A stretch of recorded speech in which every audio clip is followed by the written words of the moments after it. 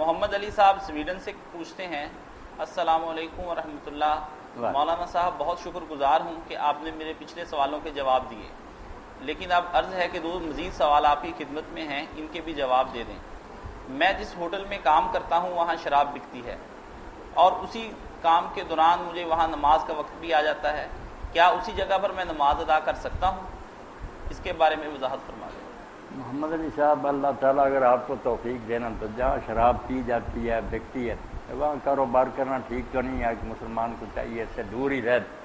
مگر اگر نہیں کوئی روزگار ملتا اور مجبوری تو آپ وہاں رہ رہے تو اللہ معاف کرے، معاف کرنے والی بات یہ ہے، ورنہ یہ کوئی ٹھیک بات نہیں۔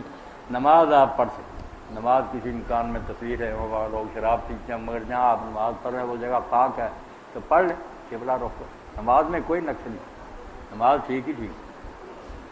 مگر ان جگہوں سے دور رہنا چاہیے، لعنت ہے ایسے لوگوں پر اللہ کے رسول نے۔